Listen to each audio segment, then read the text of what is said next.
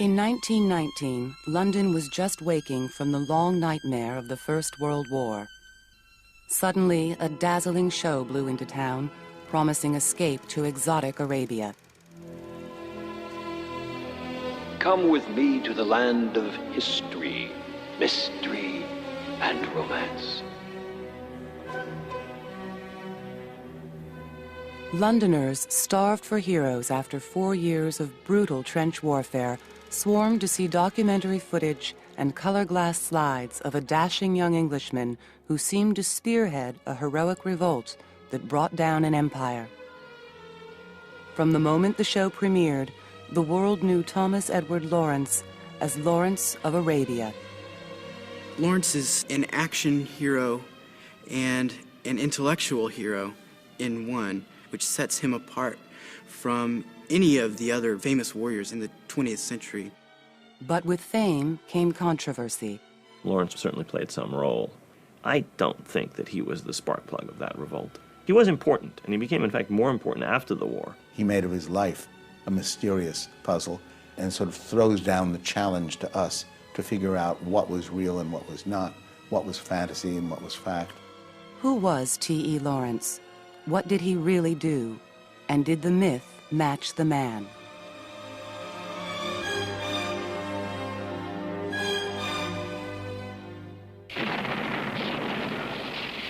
By 1916, war raged across Europe as Britain and her allies, France and Russia, tried to beat back German and Austrian attacks. Millions of men on both sides were fighting and dying from machine gun fire, poison gas, and disease.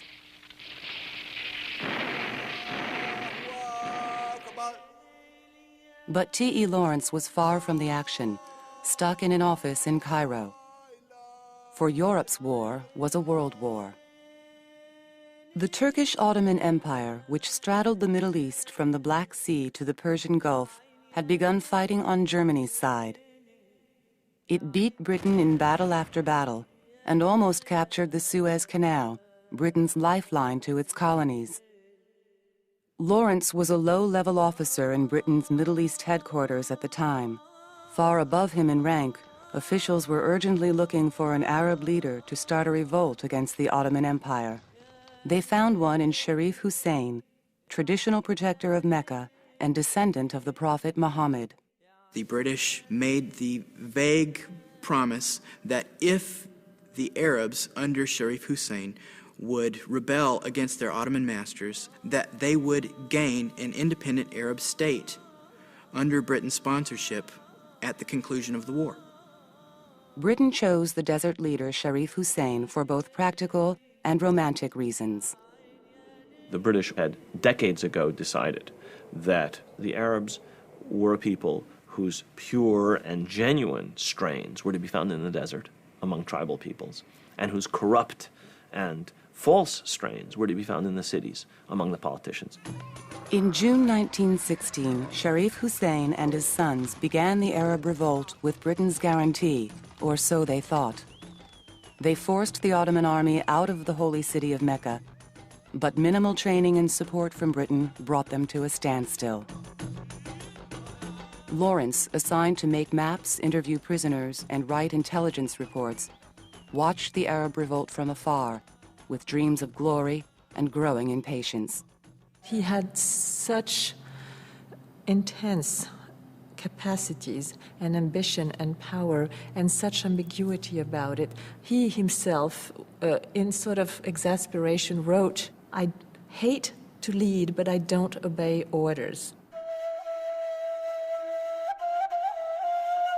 One day in October 1916, Lawrence took a leave of absence from his desk job in Cairo.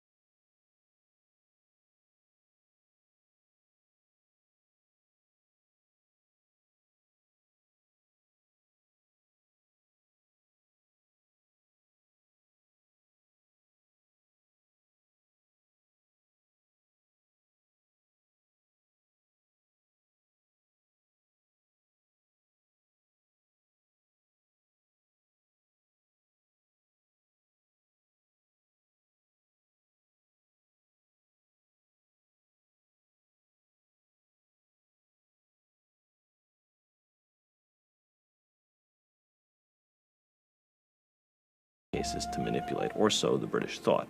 Though other British officers were already in the field, Lawrence had made a good impression on Faisal. Headquarters sent him out to the desert as Faisal's official liaison. Lawrence was the very picture of an intelligence analyst, bringing academic rigor, skepticism, subject matter expertise, familiarity with languages to his role as an intelligence officer. That's what made him indispensable, and that's what gave his superiors the confidence in him, in his abilities, to send him off into the desert to do something on his own.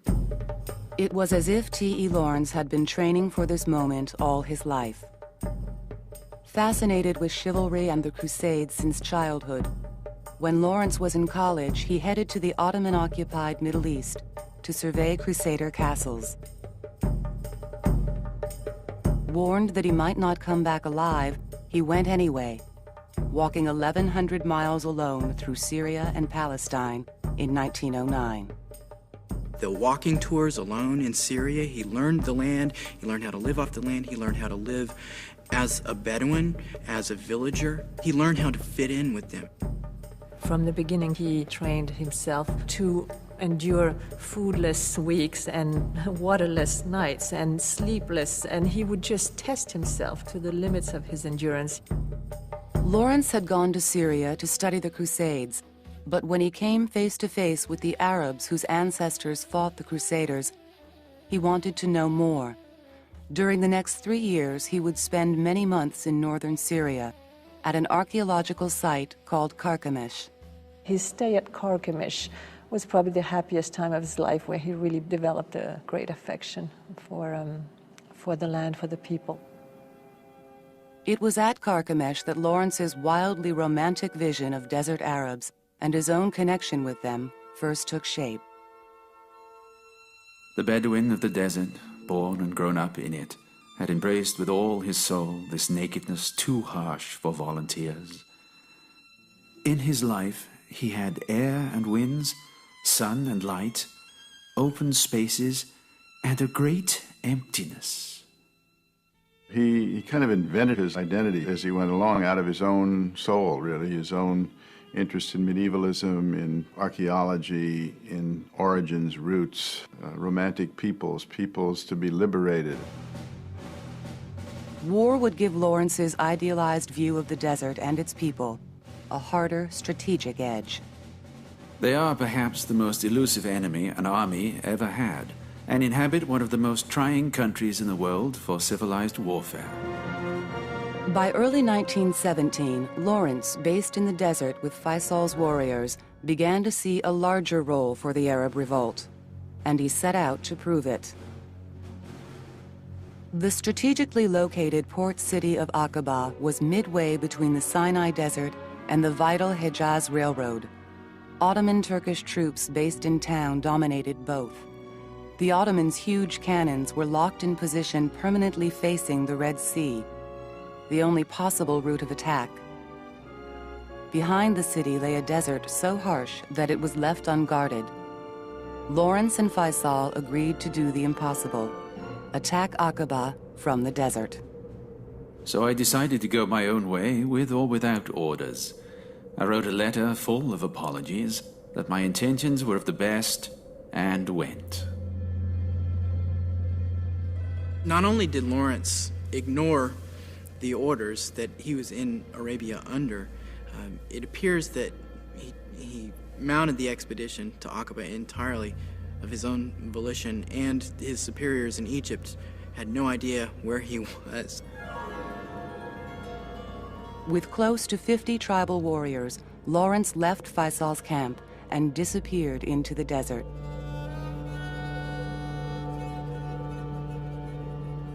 Crossing desolate, forbidding landscapes, visiting one remote oasis after another, they slowly cobbled together an army and held it together with gold and promises of loot and freedom from the Turks.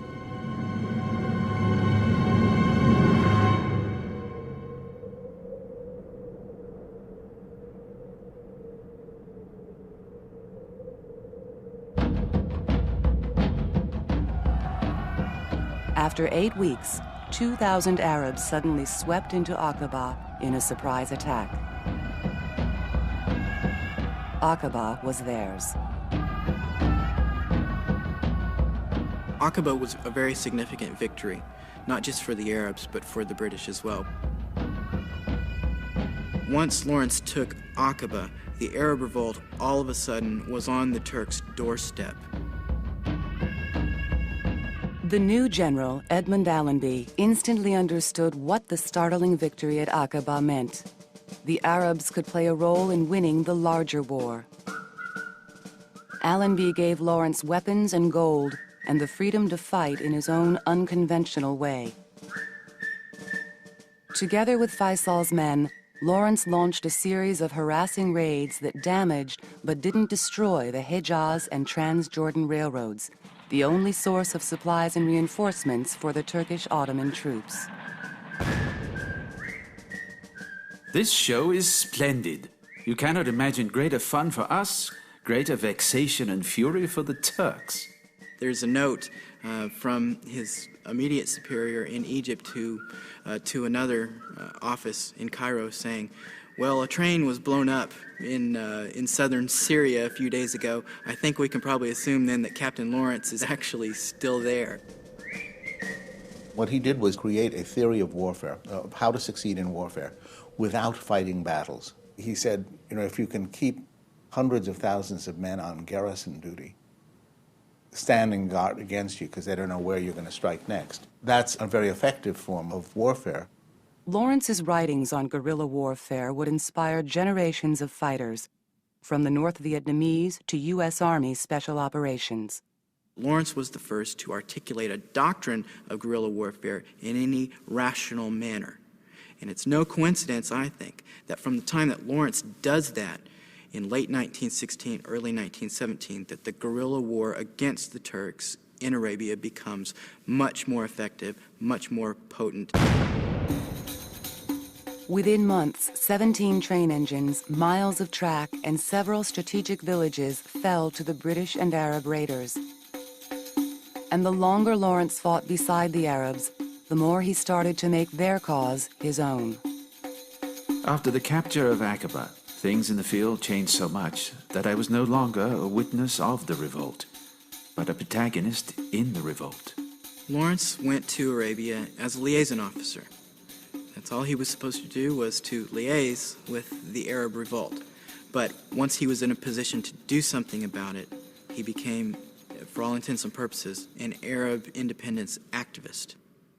What Lawrence and dozens of other British officials were trying to do was to set up a form of indirect rule, where there would be an Arab government of sorts under British protection, under British control, but which would be autonomous or semi-independent. I don't think they really wanted full Arab independence, but there's every evidence that they didn't.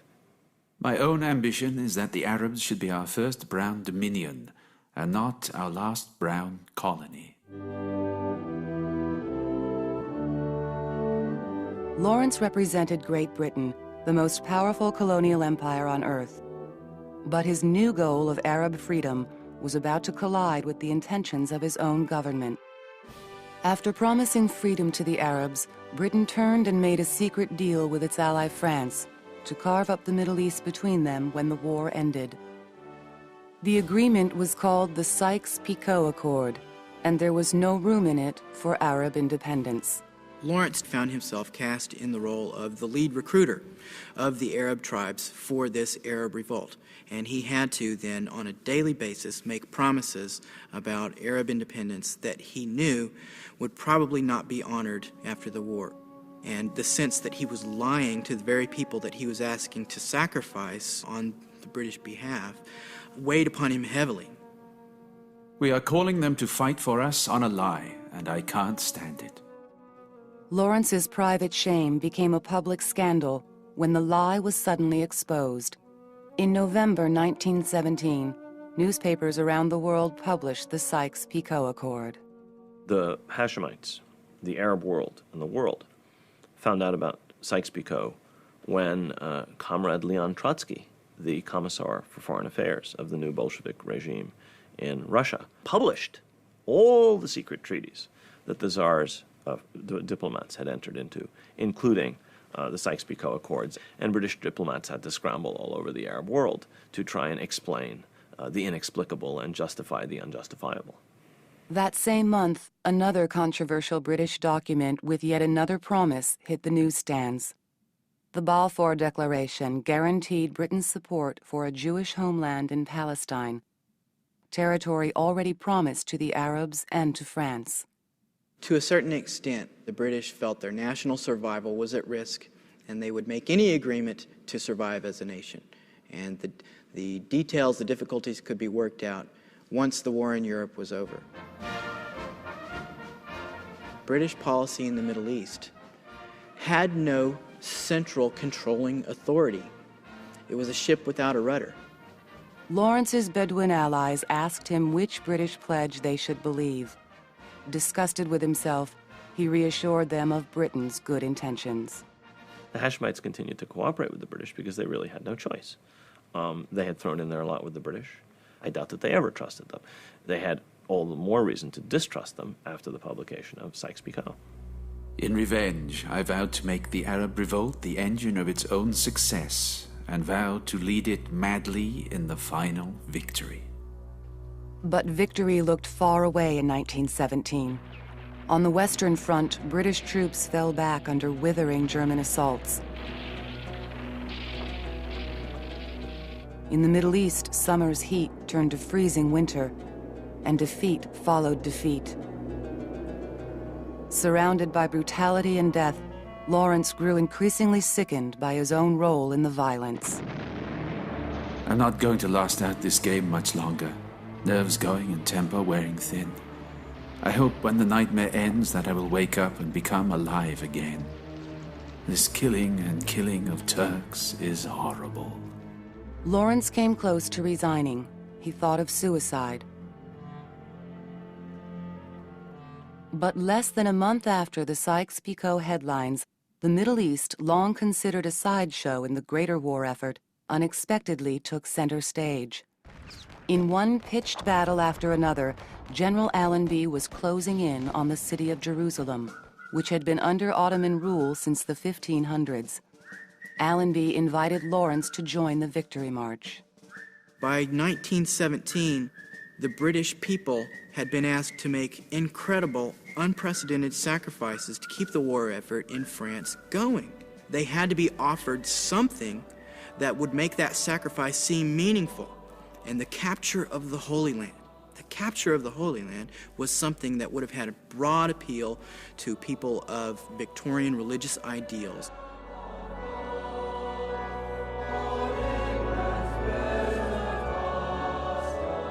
General Allenby's triumphant entry into Jerusalem just before Christmas restored Britain's flagging spirit and turned the tide in the Middle East.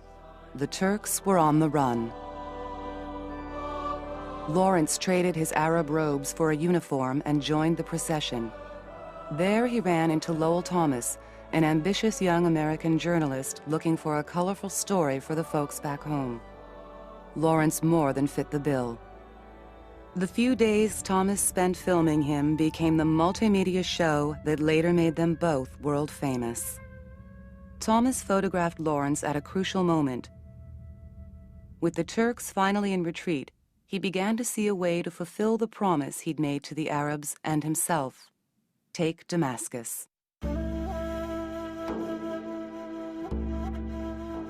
One of the world's oldest cities, dating back perhaps to 6000 BC, Damascus was the political heart of the Arab world.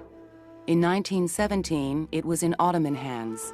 According to Sykes-Picot, it would be passed on to France after the war.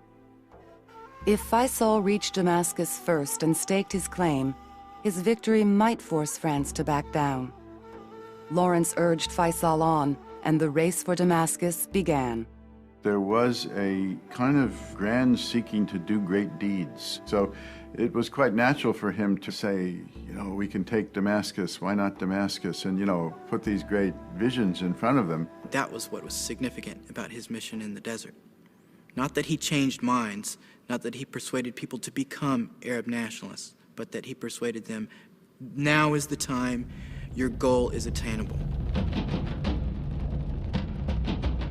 I meant to make a new nation, to restore a lost influence, to give 20 millions of Semites the foundation on which to build an inspired dream palace of their national thoughts.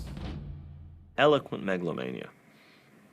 It's a conceit of people like Lawrence, who are agents of a great imperial power, to think that they are the ones who create nations. Nations eventually create themselves. It was certainly a passion for his own individual destiny, an obsession with doing something of import that led him to want to pick that particular nation and make something of it. I mean, how far can you play with other people's lives and destinies to fulfill your own, you know? But Faisal's troops did not liberate Damascus. No one did. The Turks had left days before Allenby's and Faisal's forces both poured into the city. It was neither the grand climax nor clear victory Lawrence had dreamed of.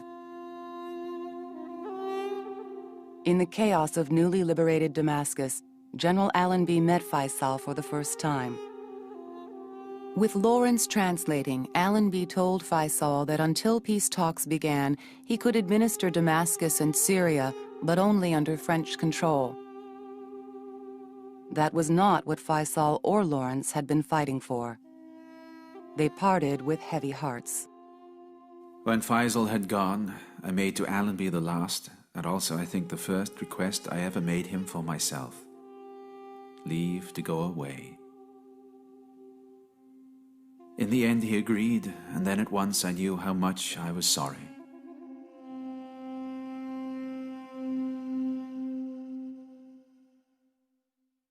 After almost 2 years of desert combat, Lawrence's greatest battles were about to begin. November 1918 marked the end of the First World War. Britain and France had defeated Germany and the Ottoman Empire. In Damascus, Faisal defiantly began to set up an independent Syrian government. But the future of the Middle East was being decided far away, in Paris, where the winners and losers of the Great War were gathering. Lawrence sent word for Faisal to join him in France. This is someone for whom Lawrence felt a certain amount of sympathy, and towards whom Lawrence felt a great deal of guilt. That is clear. He, in others, felt that he let Faisal down in some measure. Faisal was let down, not just by Lawrence, by the British.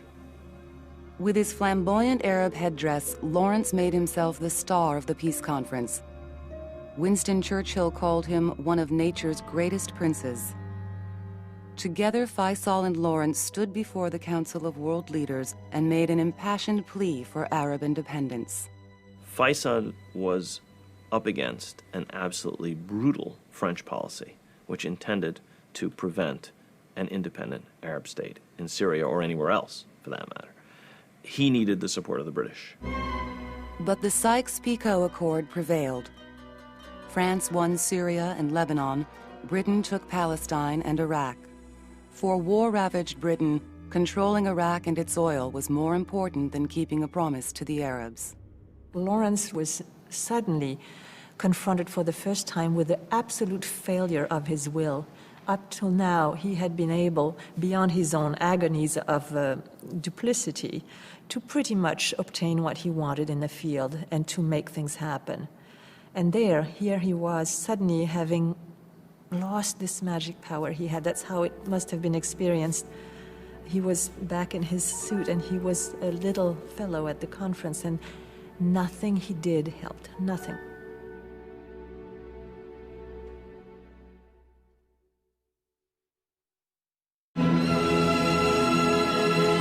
Come with me to the land of history. Just days after the peace conference ended, Lowell Thomas and his traveling extravaganza set up shop in London's Royal Opera House. It made Lawrence a star. During the next several months, over 1 million people would see the show in London alone. Lawrence was alarmed by his new fame and drawn to it. He had fought an unconventional war. His diplomacy would be just as unconventional. He did collaborate with Lowell Thomas in London, posed for further photos, and articles that Lowell Thomas wrote were indirectly dictated by Lawrence to suit the battle he was fighting for the Arab political cause. Lawrence was probably one of the first 20th century figures to understand how the media could be used to further a public career and to further advocacy of public causes. The cause would soon grow urgent. Faisal returned to Damascus and was elected king of Syria, the first independent Arab state. It lasted only 4 months. 90,000 French troops marched in, crushed his government, occupied Damascus, and sent him into exile, with Britain's blessing. With Faisal suddenly stateless, Lawrence began a frantic letter-writing campaign. It would unexpectedly pay off. Lawrence's sending of anonymous letters to newspapers to try and influence policy is a sign of the desperation that he feels in his advocacy of Arab independence, which has become his mission in life by that point. Struggling to somehow make his government keep its promises to the Arabs, Lawrence came close to collapse. But so did Iraq, where 10,000 Iraqis and 450 British soldiers died fighting in the first months of occupation. Lawrence went on the attack. The people of England have been led into a trap which will be hard to escape with dignity and honor. They have been tricked by a steady withholding of information. He wrote about Iraq in the British papers, scathingly critical of the British administration there, scathingly critical of the British army in Iraq. Our government is worse than the old Turkish system. How long will we permit thousands of imperial troops and tens of thousands of Arabs to be sacrificed on behalf of colonial administration, which can benefit nobody but its administrators? Lawrence's guerrilla diplomacy worked. Winston Churchill, the newly appointed colonial secretary, begged Lawrence to help salvage the crisis in Iraq. The Cairo Conference of 1921 offered Faisal's brother Abdullah the newly created Kingdom of Jordan, which his descendants still rule today. Faisal was put on the throne of Iraq, which his family ruled until the late 1950s. It seemed like a tidy solution at the time, but the unforeseen consequences were enormous. All of the crises in the Middle East today have their origin in the British effort in the Middle East during the First World War and in the British and French mandates immediately following the war. And in the Cairo Conference, Lawrence, Churchill, people like these, I think when we look at the roots of the Middle East crises today, we have to look to them as the originators. Lawrence never knew the long-term results of his exercise in nation-building, but the short-term impact filled him with both pride and shame. He claimed the Cairo settlement was the big achievement of his life, then called what he'd done in Arabia morally indefensible. Lawrence retreated from public life to his alma mater, Oxford, to finish writing his account of the Arab revolt. He called it 7 Pillars of Wisdom, and hoped it would compare to epic novels like Moby Dick and The Brothers Karamazov. Instead, it became a classic in a category all its own. 7 Pillars of Wisdom is a memoir. It is a military campaign history. It is a travelogue, all in one. For years we lived in the naked desert under the indifferent heaven. By day the hot sun fermented us, and we were dizzied by the beating wind. At night we were stained by dew, and shamed into pettiness by the innumerable silences of stars. We were devoted to freedom, a purpose so ravenous that it devoured all our strength, a hope so transcendent that our earlier ambitions faded in its glare. You read it and you get a sense of the majesty of the prose, and you don't tire of that. The book is absolutely splendid. Lawrence hoped his book would set the record straight and clear his troubled conscience. It did neither. It's a beautifully written book, but is it truth? It wasn't meant to be truth. It is almost impossible to confirm many of the details in the Hashemite or Ottoman or British records. It has been taken as a straight factual memoir. There's much evidence that he never intended it to be. and it was more in the nature of almost like of an historical novel. The accuracy of details, large and small, and the significance of Lawrence's role in the Arab Revolt continue to be debated today. I'm a bit biased on the matter of Lawrence's truthfulness. The scores of people I interviewed that were present during one or another part of his life found him to be very forthcoming and true in what he had to say, because they could check out what he said from other sources, and honest on the whole. What was true was he had a kind of quality of dramatic self-exaggeration. T.E. Lawrence had tried to make history, but it had not bent to his will. He tried to write history, but was convinced he'd failed. Now he would try to escape history. Hounded by the press, he changed his name to Ross and then Shaw, and he disappeared into the ranks of the Royal Air Force. As Private Shaw, he served quietly for almost 13 years. In February 1935, he retired. On May 12th, he wrote, "At present, I'm sitting in my cottage and getting used to an empty life."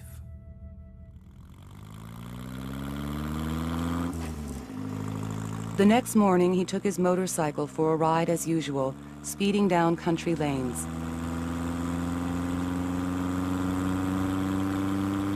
He swerved to avoid two boys on bicycles and crashed.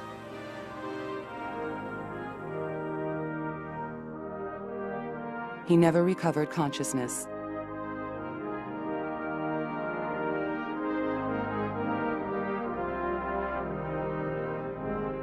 On May 19, 1935, Lawrence died. He was 46 years old. Winston Churchill joined family and friends for the funeral. He later wrote, "His pride and many of his virtues were superhuman. He could only fly in a hurricane. I fear whatever our need, we shall never see his like again." If you were to say, what are the most important sources of what people in the United States and the West think about the Arab world, one of the core texts, one of the texts, one of the most important works ever produced is Seven Pillars of Wisdom. So you have a masterwork of a book. I mean, a wonderful book. You can read it and read it and reread it. But the idea that the desert is where Arabs are and Arabs are the desert is a terrible, terrible misapprehension, which was reinforced by this book. I think it may be a constituent element of a certain kind of great man that wants to do great deeds and wants it so badly that he'll make it up and pretend he actually did. But that same drive is often enough to make them actually do great deeds. And that's the thing about Lawrence. Lawrence did do great deeds. Some of the most thoughtful criticism that has been leveled at Lawrence is not accusations of hypocrisy or others, but accusation of trying to actually hijack history and therefore other people's lives in order to fulfill your own destiny. That can be construed as ultimate historical arrogance. You have to judge individually whether this accusation is really strong enough to dismiss everything he did. Those who dream by night in the dusty recesses of their minds wake in the day to find that all was vanity. But the dreamers of the day are dangerous men, for they may act their dream with open eyes and make it possible. This I did.